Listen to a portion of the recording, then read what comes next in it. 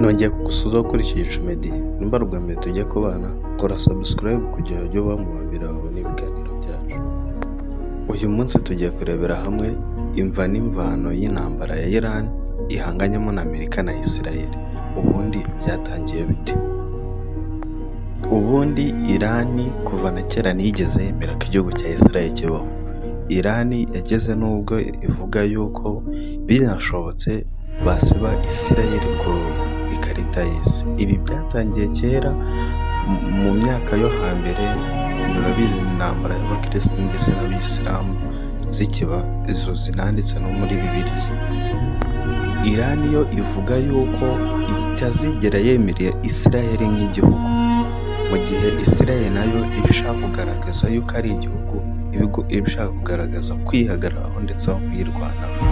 Ibi akaba ari byo bigenda biteza amakimbirane aba hagati ya Iran ndetse na Israel.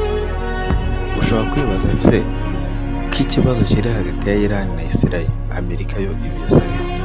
Nk'uko tubizi, usanga abayahudi benshi baba muri Amerika ndetse no mu nzego zikomeye muri perezidansi, usanga barimo nk'abakire benshi, urugero nk'aba Elon Musk, usanga ari abanya-Israel ariko bibera muri Amerika.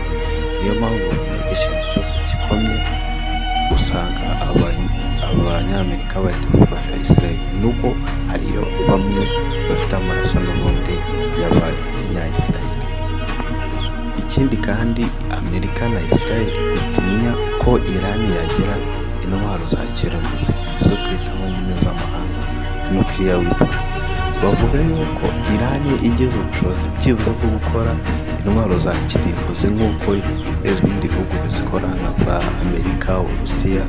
Bivugwa yuko igihugu cya Israel cyaba kiri mu byago, kuko umunya-Iran nta kindi yahita akora sibyo kurasa kuri Israel. Ikindi kandi impamvu ino ntambara idashobora no kurangira ni uko usanga Israel ishyigikiwe na Amerika, ndetse hakaba hari ibindi bihugu bigenda bitera inkunga inyuma ariko bitaza kugaragara cyane. Ushobora gusanga nk'Ubushinwa, Uburusiya nabyo bigenda bifasha Iran, ariko ugasanga Iran yo ntabwo ishaka kugaragaza uruhande rwayo iriho, cyangwa se biriya bihugu byose bya Uburusiya, Ubushinwa, ibyo bitajya bigaragaza ngo duhagaze kuri runo ruhande, ibyo bigakora ibintu byabo. Gusa hari amakuru avuga yuko n'ubundi Putin hari intwaro agenda yohereza muri Iran kugira ngo zifashe Iran guhasha abanyamerika ndetse na Israel. Ikindi kandi Amerika na Israel bishinja Iran gufasha imitwe yitwara intwaro nka Hezbollah yo muri Liban ndetse na Hamas yo muri Palestine. Urabizi ukuntu zagiye zizengereza igihugu cya Israel.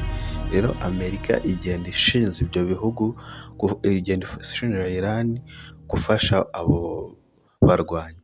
Ibyo rero bikaba biri mu byo Iran igenda izira, kuko ariho naho Amerika yinjira, mu kuba Amerika usanga ari igihugu ahantu hose ari intambara kiba gishaka gushaka amahoro.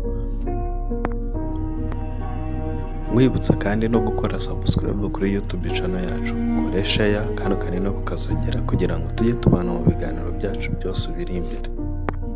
Ese ko ibiciro by'ibikomoka kuri peteroli bikomeje kuzamuka kubera irafungwa ry'umuhoro wa Hormuz, ibi bintu biraza kwegera ibi biri kugira ingaruka ku isi hose. Reka duhure mu biganiro biri imbere.